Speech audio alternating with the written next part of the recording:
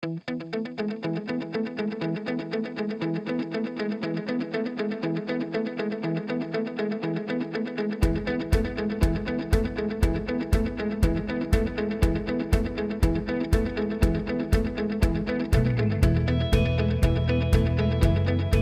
third, middle third, lower third. I'm going to divide the face into thirds. We look at it for assessment purposes in thirds so we don't miss anything. But when we treat, we try to treat the entire face. When you look at the upper third, what I do, the first thing is to understand what I'm doing with my anatomy, is I feel for the temporal crest. The temporal crest is right here. I can see it on her, never mind feel it on her, and I'm going to mark it out on both sides. And that temporal crest, in 98% of patients, delineates the extent of the frontalis muscle. 2% of patients, and she's probably going to be one of them. You can see that she has some crinkles. Raise your eyebrow. She's going to pull over here. She's a case where you're going to get a Spock brow. Got to be careful. Have you ever been Spocked? No. Oh, good. Maybe we'll try to do that on you. No, okay. So in 2% of patients, those fibers can actually cross over the temporal fusion or temporal crest. It's kind of unusual. But this area, for intensive purposes, between crest to crest, if you have trouble feeling it on your patient, come down to the brow level. It's much thicker there than it is up over here. So now we have really 2, possibly 3 major vessels of the forehead that you have to be aware of.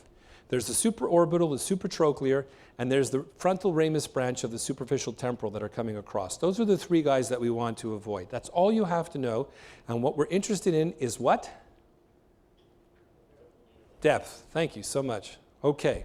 So here's the easy way to do it. We don't want to have to start taking and doing all these types of x-rays, but I'm going to show you. If I have Karen look straight ahead, what I'm going to do is I'm going to hold my pencil over her medial iris, not the medial pupil, the medial iris, and I'm going to make a little red dot right over here over the medial iris. And I can tell you that, bingo, I can tell you that not in 98 or 99%, but in 100% of patients, that's where the supraorbital artery comes out of the skull, out of the orbital cavity, as an extension of the ophthalmic artery.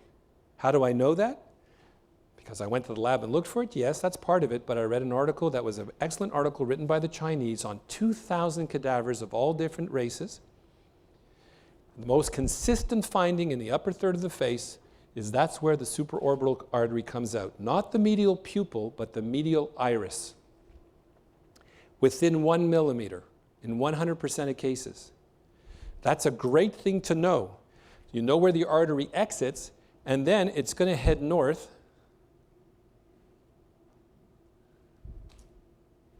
And give off little branches, or big branches, whatever the story is. Because it wants to supply the skin, soft tissue, muscle, and pericranium of the forehead. It doesn't want to supply the bone. It wants to supply mostly the soft tissues over there. 80% of the time, it comes out through a notch that you can palpate. 20% of the time, it comes out through a hole or an ostia that you can't feel. But 100% of the time, it's there. Okay? Great. What about the supratrochlear artery? Well, the supratrochlear artery is more variable. And because it's more variable, it's anywhere from 8 to 12 millimeters medial to the supraorbital. It doesn't come out through a hole, it comes around the orbital rim in most cases. How do I find that one? I ask the patient to frown. I don't know if she has toxin or not. You don't? Close your eyes very tightly. Tight, tight, tight. I'll help you along over here. Okay? Here we go. You take the most medial frown line right here. Okay? The most medial frown line of the corrugator, underneath that crease is where the supratrochlear artery is, also in 100% of cases. It is so consistent that when we do forehead work, where we take forehead flaps to go ahead and to reconstruct noses, we used to do a Doppler here to find the artery, but I can promise you, and Rorik and Pessa have done great articles to show that the arteries are underneath creases. It's underneath this crease. So now you know how to find it. If the patient doesn't have toxin in and you ask them to contract and they get that crease over there, that's fine. If not, force them to crease and you'll see it. And that artery is going to head north. See if I can do this with my left hand. Okay, we'll do it with the left hand. And it's also going to give off branches over here, okay? Great. We're doing super. Problem is, I don't know if she's one of the variations where her artery might be going like this, and this artery might be going like that. The question is, do I care? And the answer is no. What do I care about? What's that word? Right. I just have to know how deep it is so I know if I'm above it or I'm underneath it. In the first 1.5 centimeters over here is the critical zone. What happens to those arteries is the second they come out of the skull, they pierce the galea, which is the thick fascia underneath the muscle, and they get into the muscle. They get into the muscle of the glabellar complex, and they start to head north in the glabellar complex. What they're trying to do is get to the surface of the frontalis muscle because they want to run along the surface of the frontalis underneath the anterior fascia of the frontalis. That way they can pass perforators down to the muscle and up to the skin. So from this level up, the arteries are superficial. There's nothing on bone. But from down over here to here, the artery is working its way from deep to superficial, and I don't know its depth. Studies have shown that it could run and pierce right away up to the surface and then run along the surface. It can stay deep and then come up to the surface within that 1.5 centimeter, or it can go tangentially. I don't know its depth. Okay? But here I know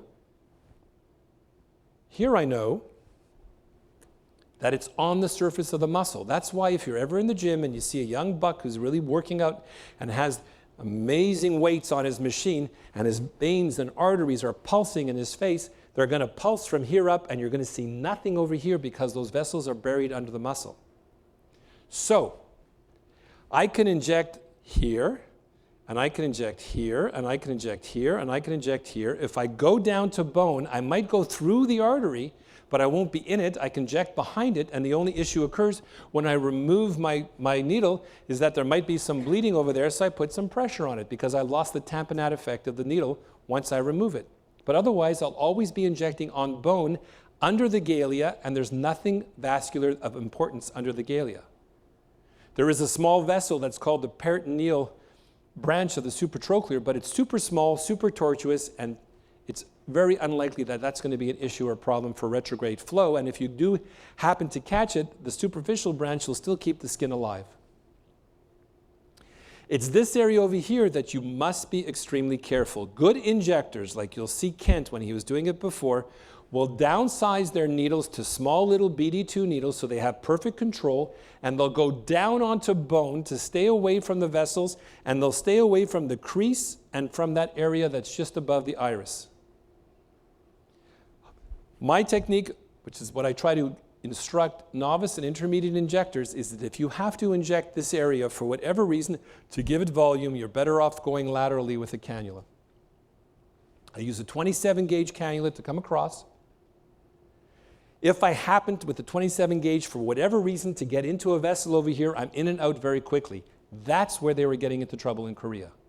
In Korea, they were injecting everything from the base of the nose going up. The lateral dorsal arteries are running in that direction. If they were slightly off midline, they were taking their cannula and entering into the artery like they were putting an intravenous in. And you can put a 14 gauge into an artery very easily that way. And as they were injecting, they continued the flow of product and jammed everything up here, and then it rode, and then it went backwards. So I got them to stop injecting in that direction.